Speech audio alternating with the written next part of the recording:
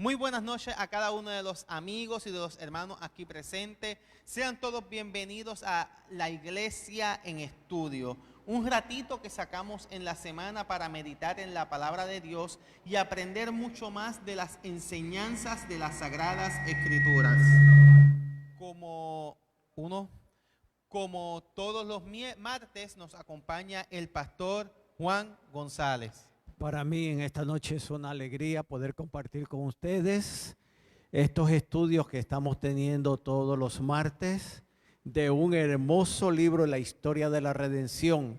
Libro que, como los otros libros que hemos estudiado, pensábamos que eso iba a ser rápido, pero ha sido tan interesante que muchas veces venimos preparados para presentar 2 o 3 capítulos y solamente terminamos presentando un capítulo, pero nos sentimos felices de que nuestros hermanos que están presentes, nuestros amigos que se han conectado, los saludamos y que Dios pueda derramar las más ricas bendiciones sobre cada uno de ustedes. Así mismito, 1, 2.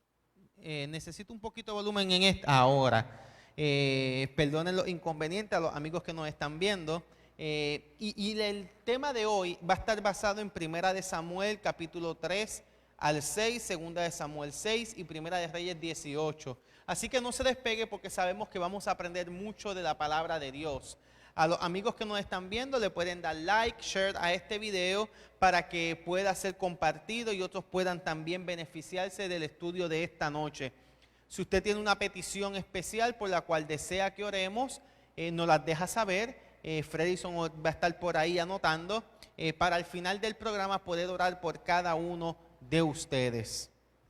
En esta noche, como dijo mi compañero, vamos a estar hablando un tema muy hermoso que especialmente para mí me llevó a traerlo a nuestros días, como nosotros sin darnos cuenta podemos estar cometiendo el mismo error que cometieron el pueblo de Israel. Pero como es nuestra costumbre, antes de continuar con el tema, vamos a invocar la presencia de nuestro Dios. Oremos.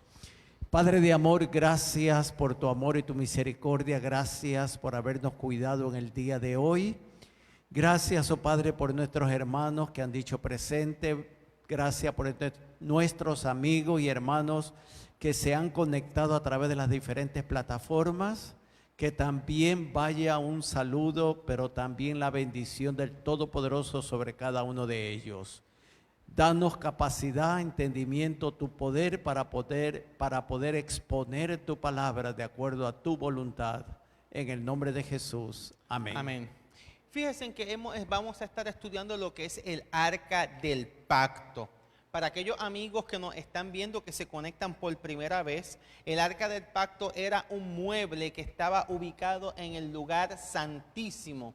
Y este mueble tenía un propiciatorio que era una tapa en oro sólido que encima tenía tallado 2 ángeles. Luego tenía una caja de madera cubierta en oro, donde ahí dentro había la ley de Dios. Ahí también estaba un poco del maná y también ahí se encontraba la vara de Aarón que floreció, que esa vara fue la que señaló a Aarón como el legítimo sacerdote de Israel. Sobre muchas personas, líderes, se les pidió que colocaran las varas y el Señor escogió la de Aarón. Y esa vara quedó allí como símbolo de la elección que Dios había hecho. Y este arca que se encontraba en el lugar santísimo tenía unos propósitos muy interesantes. Se utilizaba cuando ocurría el Yom Kippur. En el Yom Kippur se rociaba sobre ellas un poco de sangre. Luego se limpiaba todo el santuario, incluyendo eso. Pero durante todo el año había algo interesante que ocurría allí. Y es que para los judíos ese arca era el estrado de los pies de Dios. O sea, en ese mismo lugar, en el lugar santísimo, estaba Dios. Y yo hace poco en un jardín de la oración expliqué que el lugar santo y el lugar santísimo lo dividía una cortina que no llegaba hasta el techo. ¿Por qué? Porque antes estaba el altar de incienso, que se quemaban las peticiones, y la ley de la física nos dice que el aire caliente sube, Como solamente había una entrada, esa entrada empujaba ese humo hacia el segundo compartimiento y cuando enfriaba ese aire caía y las peticiones caían en los brazos de Dios, diciéndole al pueblo de que Dios escuchaba sus oraciones y estaba pendiente de ellas. Hoy día nosotros entendemos a través del Apocalipsis que las oraciones continúan estando delante de la presencia de Dios. Pero este arca, pastor, y perdóneme que esté haciendo esta explicación, este arca se utilizó también cuando van a ingresar a la tierra nueva. Josué, ¿qué es lo que hace? Y no solamente eso, sino que lo usaron cuando fueron a cruzar El río Jordán. el Jordán. Ahí El mismito. arca se puso a la mitad con los sacerdotes y dice que había dos ángeles literalmente ahí, y mientras el pueblo cruzaba, el arca se mantuvo ahí. Una vez que el pueblo cruzó, se dio orden y los sacerdotes Cruzaron. llevaron el arca al otro lado, y fue en el momento cuando las aguas vuelven ¿qué? A su propio nivel. A su propio nivel. Y un milagro parecido a lo del Mar Rojo. Dios quería recordarle a ese pueblo nuevo que estaba entrando de que así como Dios guió a sus antepasados en el pasado, iba a estar guiándolo a ellos en el futuro. Pero hay otras historias con referente al arca, historias muy interesantes, y tiene que ver con los hijos de Elí, tiene que ver con Samuel, tiene que ver con los filisteos, ¿cierto? Y algo, y como tú lo estás diciendo, esta parte histórica me encanta. Sin embargo, yo quisiera hacer un alto, mis queridos, en lo que el pastor O'Neill estaba explicando. Y es que dentro de esa arca, él explicó lo que había: el maná, la vara de Aarón y los 10 mandamientos. Pero sobre todo sobresalía de una manera muy especial los 10 mandamientos que estaban. Y esos 10 mandamientos tenían que ser observados y tenían que ser cumplidos por el pueblo de Dios para recibir las bendiciones que Dios había prometido para cada uno de ellos. Ahora que usted menciona sobre los 10 mandamientos, los mandamientos que estaban allí fueron los que talló Moisés, porque los que Dios había escrito con su propio dedo, ¿qué fue lo que sucedió? Lamentablemente, en un momento dado, cuando Moisés baja, porque el Señor le dice: ve, porque gran alboroto hay en el campamento. Y nosotros sabemos que cuál era el alboroto que había. Habían dedicado a otros dioses, habían hecho un altar y habían dicho inclusive que ese fue el Dios que los había sacado de Egipto. Y en ese momento Moisés no pudo controlar El enojo, la el ira enojo, la ira, y tiró esas 2 tablas y las rompió. y las rompió. Dice a la tradición judía que parte de esas piedritas estaban ubicadas al lado del arca de la alianza, pero no es algo que podemos constatar, es tradición, algo que ni la misma Biblia dice, pero es interesante esto que estamos mencionando aquí. Pero esto todo juega un papel importante dentro de lo que vamos a estar explicando. ¿Por qué? Porque el arca representaba toda la soberanía de Dios.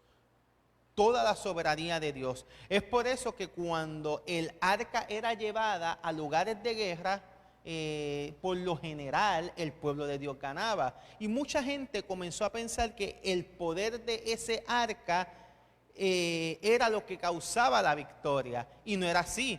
Quien causaba la victoria era el poder de Dios. El arca era un símbolo de que Dios estaba allí con ellos. Y eso lo comprendía el pueblo, pero los paganos no. Exactamente, llegó nuestro pastor, vamos a pedir que pase.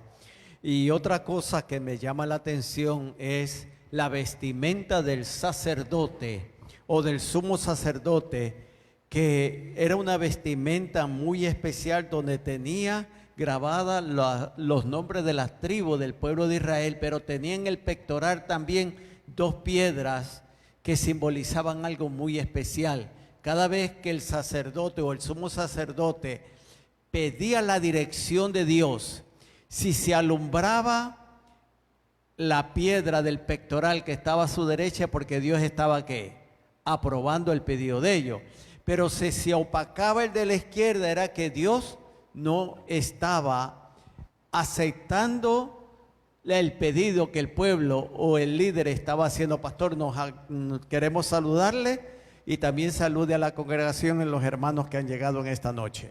Dios les bendiga y espero, ¿verdad?, que este tema, ¿verdad?, del capítulo 24 sea de bendición para nosotros, tanto a nuestros hermanos presentes como a los que nos ven a través de nuestras redes. Es importante lo que el pastor González está trayendo, porque el sacerdote solo entraba al lugar donde estaba el arca de la alianza, el arca del pacto, una vez, donde allí se podía comunicar con Dios. Pero durante todo el año era a través de esas piedras que el sacerdote se comunicaba con Dios y que Dios le contestaba sí o no. Me agrada mucho saber esto, pastores, porque vemos un Dios que siempre está contestando el pedido o la oración del pueblo. Y a los amigos que nos están viendo es importante que entendamos esto, porque a veces pasamos situaciones, a veces pasamos problemas, circunstancias y nos preguntamos, ¿y dónde está Dios? ¿Realmente Dios me escucha? ¿Realmente Dios habla?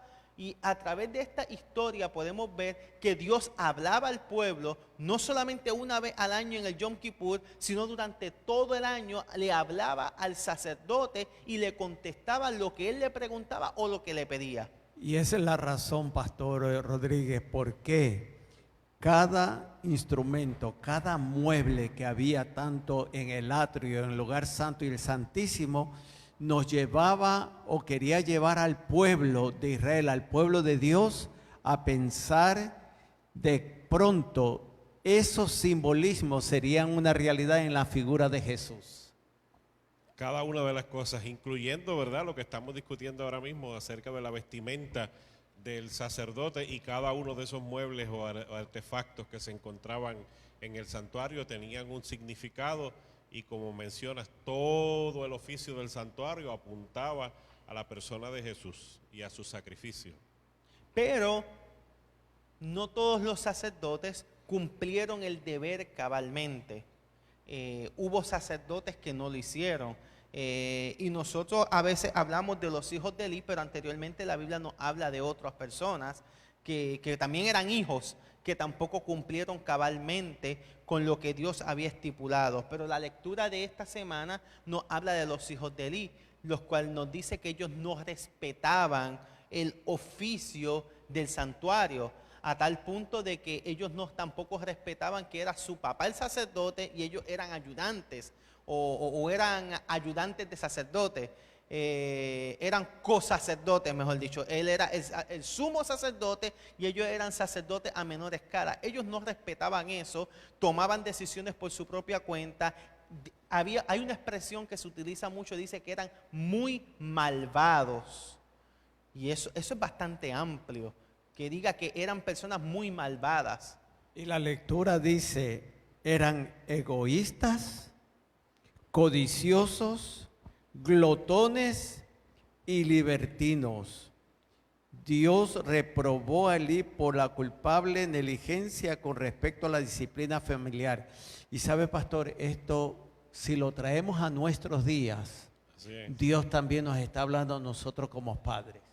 La historia de Elí y sus hijos, ¿verdad?, refleja lo que podría suceder, ¿verdad?, también en nosotros, si nosotros, siendo responsables por la labor del servicio a Dios, tampoco, ¿verdad?, o no educamos de alguna manera a nuestros hijos para que sigan nuestros pasos también para servir a Dios, ¿verdad? Y una de las cosas que menciona, sí menciona la negligencia en Elí como padre, pero como mencionó Neil, estos hijos no actuaban por negligencia, había como que dentro de ellos como que una rebeldía y una maldad a pesar de ello, pero sí nos debe hacer pensar cómo nosotros, ¿verdad?, educamos a nuestros hijos en el servicio a Dios, en amar a Dios, en servir a Dios, porque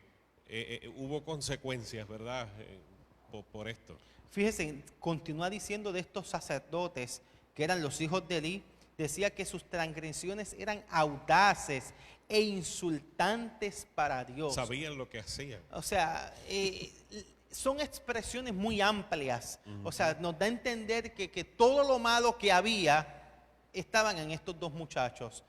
Que nos debiera llevar a nosotros como padres, como dice el pastor González, a preguntarnos, ¿qué estoy haciendo yo para que mis hijos o sean malvados o sean buenos hijos de Dios? O sea, ¿qué testimonio les estoy yo dando? ¿Qué reprensión les estoy dando? Porque el problema de Elí fue la reprensión, fue el castigo, la educación. O sea, cuando veía que sus hijos estaban haciendo esto o aquello, él no los reprendió, él los consintió. Fue permisivo Y si los regañaba, dice el texto que si los regañaba, ¿qué sucedía después?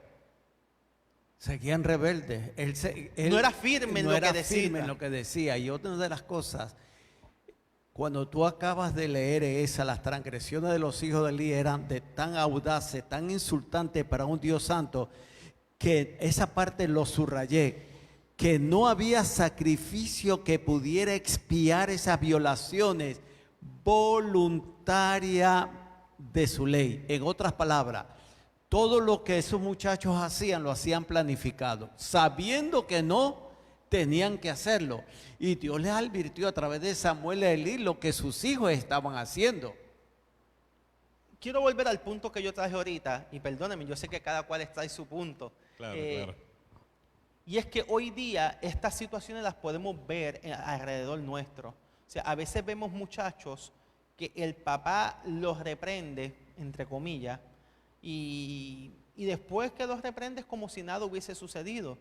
Y no estoy hablando de permanecer enojado o con coraje, pero me recuerdo una vez que vi a esta madre en la misma iglesia regañando a su hijo por algo que hizo y comenzó allá arriba, con mucha furia allá arriba, y fue bajando, y fue bajando, y fue bajando, y fue bajando, y fue bajando, y fue bajando, hasta que de momento, en el mismo regaño, ya lo estaba abrazando y besando, y vete papá, que no pasó nada.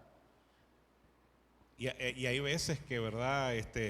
Mis hijos dicen, papi no me pega, pero me da una miradita, ¿verdad?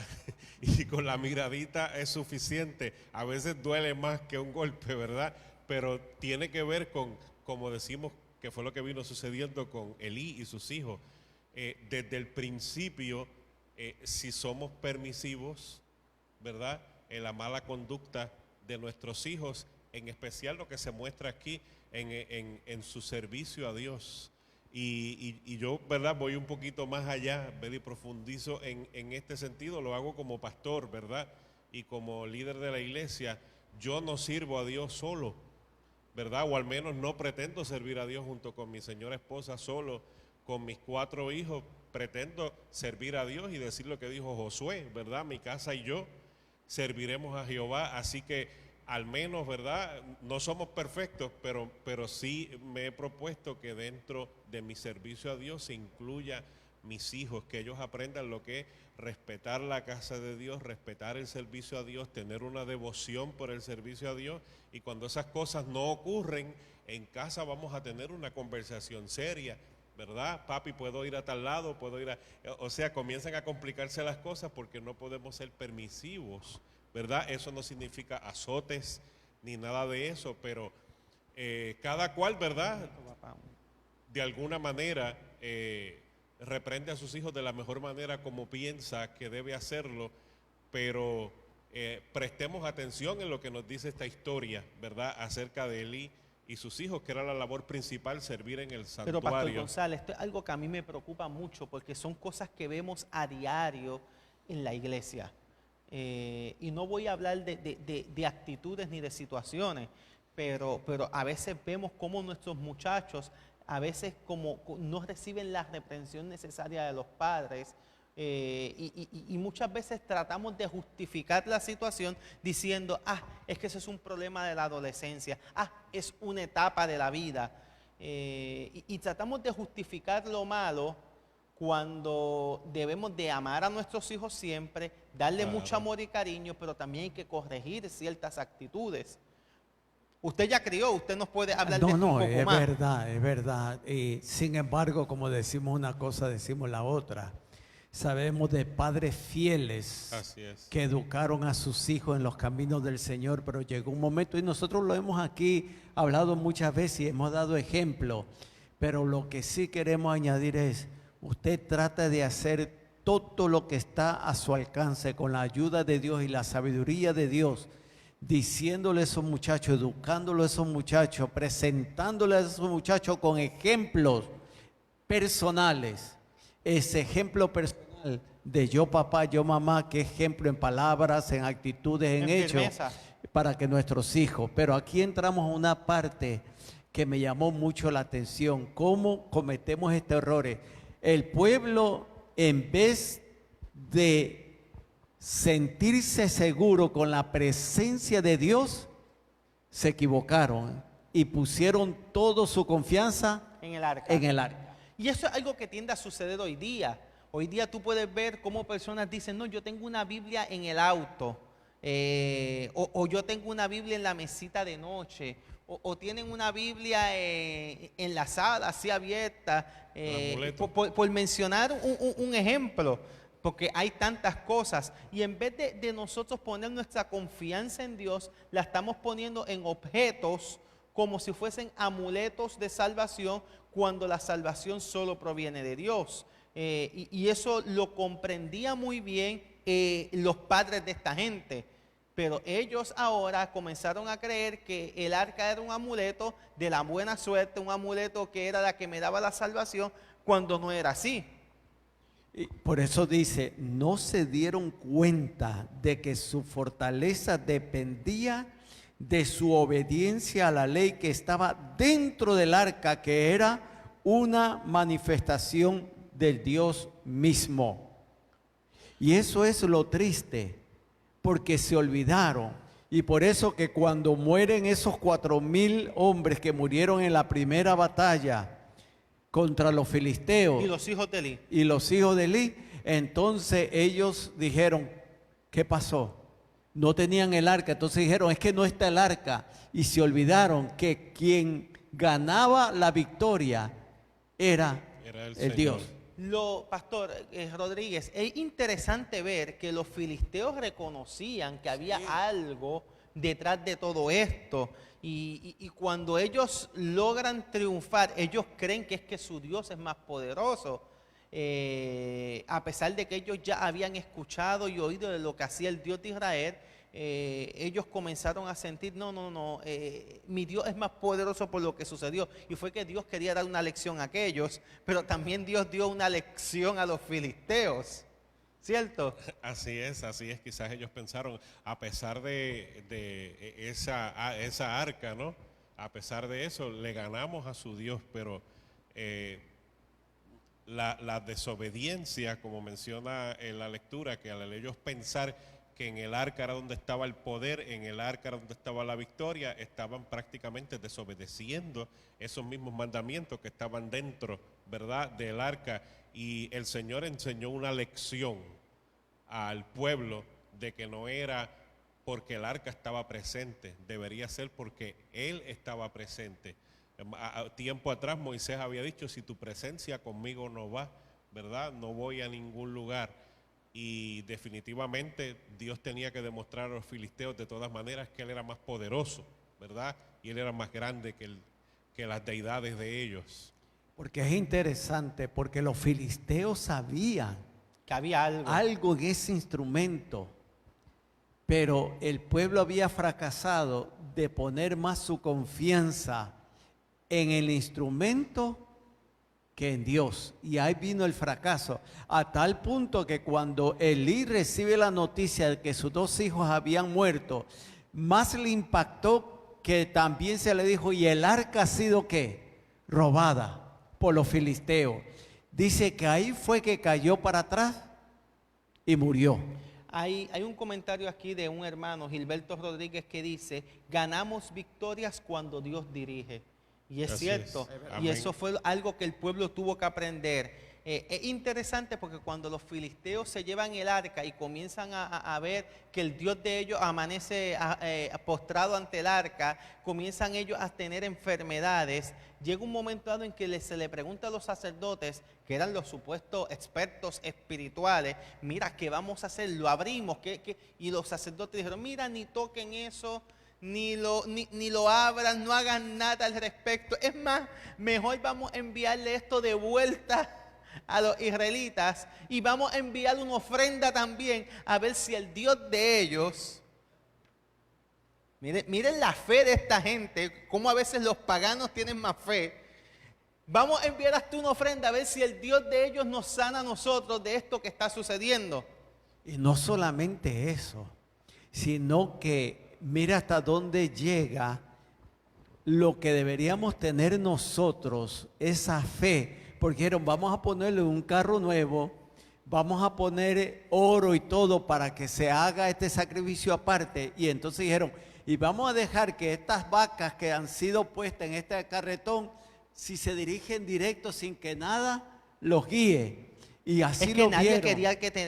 que nadie quería nada que ver con el arca, porque eran tantas las cosas que habían sucedido que ellos creían que si alguien tocaba o pasaba, algo iba a suceder. Dice la escritora Elena de White que ellos pensaban que el arca era el Dios de los hebreos, y era por las grandes cosas que sucedían, pero realmente era el Dios de los hebreos, era Jehová, el creador de los cielos y la tierra, y no era necesariamente al arca que debían temer, estaban temiendo al Dios, ¿verdad?, de los hebreos, y por eso llegan a esa resolución al tener el arca. Pero los israelitas reciben el arca y el arca es guardada en un lugar específico. Y no es hasta que llega el rey David, que eso estamos hablando cerca de 40 años después, cuando él llega al trono, que él se entera que el arca estaba guardada allá y él dice, no, eso no tiene que estar allá. Eso tiene que estar en un lugar especial. Y él prepara toda una ceremonia. Dice que él mandó a consagrar a todo el mundo ese día, que él mismo se consagró. Y cuando el arca llega al lugar, él quiso recibirla en adoración, pero también con júbilo. Dos cosas importantes. Adoración, no estamos hablando que las dos tenían que ver con los... Son dos cosas totalmente independientes. David adoró, pero también hizo una fiesta. Por la llegada del arca. Dice una parte, Dios quería enseñar a su pueblo que si bien es cierto que el arca era terror y muerte para los que desobedecían los mandamientos que estaban en ella, también era bendición y fortaleza para los que obedecían. En otras palabras, el arca hermosa, con los 10 mandamientos, el maná, la vara, si el pueblo de Dios no obedecía, esto solamente se convertiría en un simbolismo más. Un simbolismo. El éxito estaba si ellos obedecían lo que estaba ahí, los 10 mandamientos. Pero pastor, eso mismo tiene que ver con la Biblia, que yo ahorita lo utilicé como ejemplo de objeto. Como muchas veces la ponemos como un objeto sumamente sagrado. La Biblia, si tú no la lees, la Biblia, si tú no la estudias, la Biblia, si tú no la compartes, viene a ser un objeto más, viene a ser un libro más, porque el poder de la Biblia está cuando vamos a ella, cuando la escudriñamos a ella.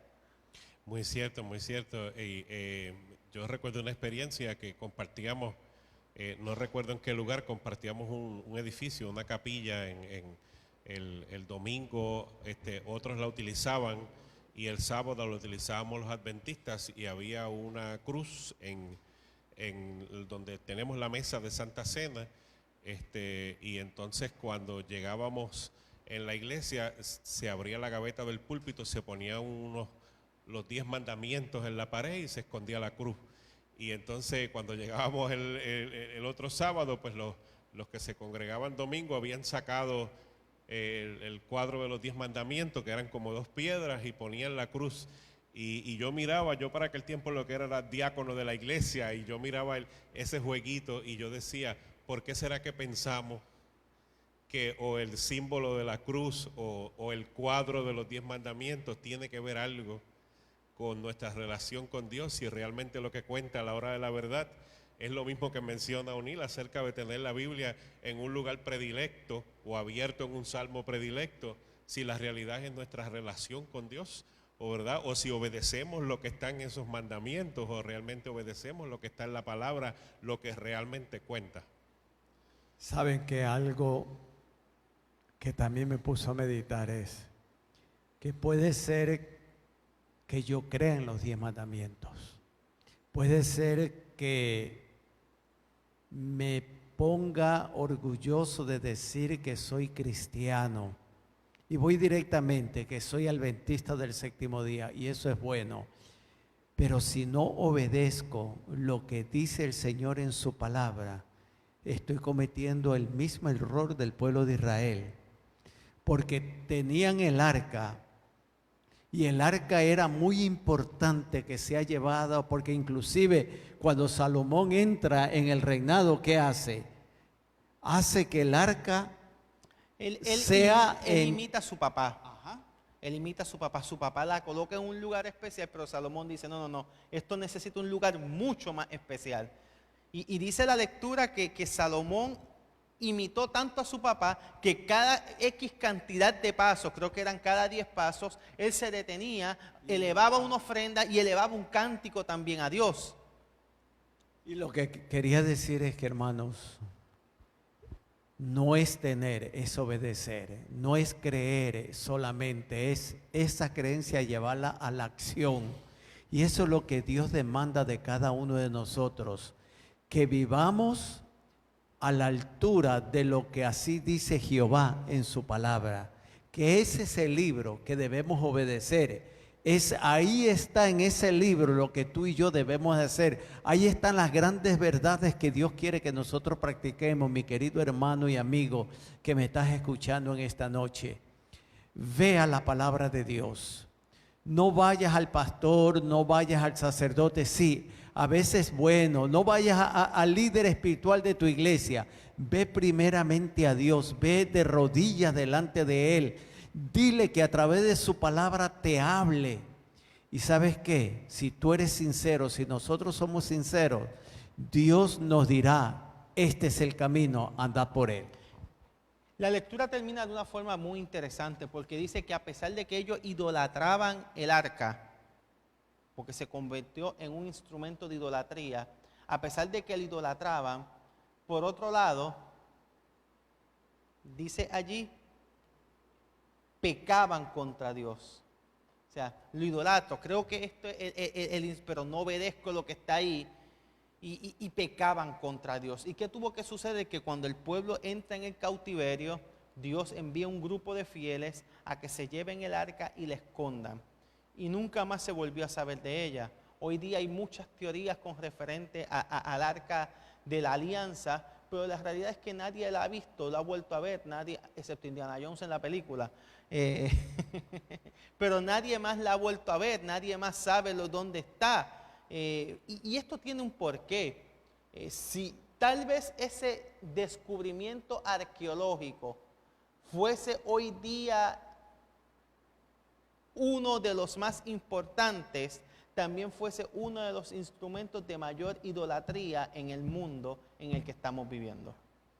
Y es interesante, ya para terminar, mi querido, que mucho podemos hablar de esto. Por eso te decimos dónde está basado el estudio de esta noche. Porque llegó un momento que Dios le había dicho a Salomón que ese edificio, pastor, que ellos habían construido, dice que era algo hermoso, pero el Señor les había dicho, si no obedecen, si no andan a la altura de lo que yo he puesto dentro del arca, este templo también será destruido. Esa es la razón por qué sacaron el arca, porque Dios les advirtió que sería destruido porque el pueblo se volvió a desviar de lo que Dios había dicho que tenían que hacer. Y es una enseñanza que se extiende para nosotros hoy, porque para ellos era de vital importancia el poseer el arca, que el arca estuviese en medio de ellos, pero como vemos en la historia, quizás no le daban tanta importancia a obedecer, ¿verdad? A obedecer lo que estaba dentro del arca y lo que significaba para nosotros. Puede significar tantas cosas, pastor, el hecho de pertenecer a la iglesia, el hecho de decir que tenemos los mandamientos, como mencionó hace un momento, pero ¿qué es lo que tiene más importancia a la hora de la verdad? Nuestra obediencia, nuestra fidelidad a Dios y seguir su palabra. El tiempo ha finalizado, pero queremos agradecerle a Gilberto Rodríguez, que ha estado ahí en las redes, se ha convertido en el Saludos. cuarto bate de esta programación, con unos argumentos Dios muy bendiga. interesantes. Antes de continuar, yo quiero leer algunos de ellos. Él dice, hay que poner en práctica lo que estudiamos en la Biblia. Busquemos la sabiduría de Dios. Puntos muy importantes que tienen que ver con todo esto. Hay que buscar la sabiduría de Dios. Hay que buscar a Dios. Y hablando de buscar la sabiduría y buscar a Dios, ya la semana que viene, en el capítulo 25, entramos en lo que es Jesús. Vamos a encontrarnos con Jesús en los próximos estudios. Y queremos también mencionarles a nuestros amigos y hermanos que mañana es un día muy especial, los miércoles en nuestra iglesia. Media hora dedicamos a la oración, intersección por aquellos hermanos, por aquellos que nos piden oraciones. Así que, mi querido hermano, eso que tú escribiste, eso que tú, quizás esa inquietud que tú tienes, quizás ese dolor, quizás ese problema, tenlo por seguro que mañana la iglesia estará orando de una manera muy especial. Y tenemos otros anuncios más, y es que el viernes que tenemos, pastor, El viernes será nuestro programa de Sociedad de Jóvenes a partir de las 7:30, así que están todos invitados, tanto los que puedan allegarse como los que puedan sintonizarnos a través de nuestra página. así mismito es, y este sábado tenemos doble programación en nuestra iglesia. Tenemos nuestro tradicional culto que empieza con la escuela sabática, continúa con el culto divino, pero también en la tardecita con Jesús tenemos de invitado a nuestro pastor. Así Así será. que aquí estaremos Y sea para con lluvias, esperamos que podamos, ¿verdad? Y el tiempo Esperamos. nos permita estar allí. Pero compartir con también ustedes. queremos informarles que este domingo está el amanecer con Cristo. Si no me El equivoco. 17, no, este domingo no, es el el otro. 17, ok. El otro domingo Pero el sábado 16 tenemos algo especial tenemos en algo nuestra especial, iglesia. y es que el Club de Conquistadores y Aventureros están organizando una santa cena para toda la iglesia. Así que usted no puede faltar, va a ser algo especial, va a ser algo hermoso, y ellos llevan tiempo Y preparando esto, aunque pastor. ellos están organizando y estarán con nosotros, queremos mencionarle a nuestros hermanos que los líderes de nuestra iglesia, nuestros pastores y ancianos estarán aquí de frente. Los conquistadores estarán ahí para la predicación, estarán con nosotros para que también tomen parte de esta adoración muy especial que es la Santa Que es Cena. para toda la iglesia. Exacto, así mismito es. Así que les esperamos en cada una de nuestras programaciones, y ya estamos en mediados casi de septiembre. Comenzando, pero se van tan Esto rápido. se va que- tan va rápido rápido. que ya a mí me huele a pasteles, ya a mí me huele a tembleque, ya Tú a mí eres me de los huele que del primer frente frío que hay. Sí, ya, sí, ya me huele a eso aquí, sí que no se puede perder las programaciones de nuestra iglesia, Así que es. ya huelen a Navidad, ¿verdad que sí, Así pastor? mismo es. Y ya lo estamos planificando lo que va a haber en el mes de diciembre. Así que esperamos que ustedes no se vayan y se queden aquí con nosotros. Pastor, despídanos en oración. Muy bien, oremos. Amante Padre, gracias. Gracias por una oportunidad más, Señor, de servirte, de estar en tu casa de oración, de difundir tu palabra a través de nuestra página. Gracias por permitirnos en esta hora escuchar tu voz mediante el estudio de esta noche. Bendice cada oyente, aquellos que escribieron, Señor, sus peticiones y los deseos de su corazón. Te pedimos que conforme a tu poder, voluntad, Señor, tú contestes cada una de ellas, que nosotros podamos a recibir tu palabra en esta hora, poder poner la misma en práctica y agravarte cada día más. Lo pedimos en el nombre de Jesús. Amén. Amén. Amén. Linda noche y nos vemos el viernes.